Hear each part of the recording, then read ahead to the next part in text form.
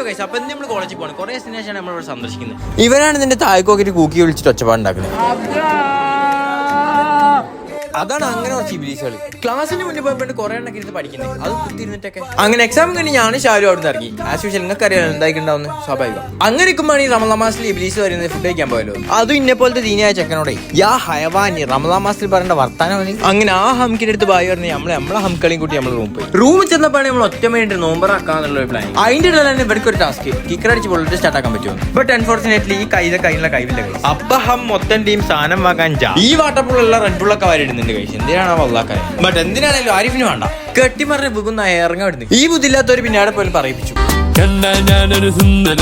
ഓൽക്കെന്റെ മൂടാണ്. ഇവിടെയാണ് നിന്റെ നോമ്പറിന്റെ പെരുമ്പ പ്ലാനിങ്. അവിടെ നിന്റെ സ്പ്രൈറ്റിനെ കുപ്പി നടത്തിയിരുന്നു. അപ്പൊ ഇക്കാന്റെ സാധനം വാങ്ങാനാണ് ഒരു പഞ്ചായത്ത് മൊത്തം വന്നത്. അങ്ങനെ ഒന്ന് ഉറങ്ങി നീച്ചപ്പത്തിന് ചെക്കന്മാരൊക്കെ ഏകദേശം സെറ്റാക്കി.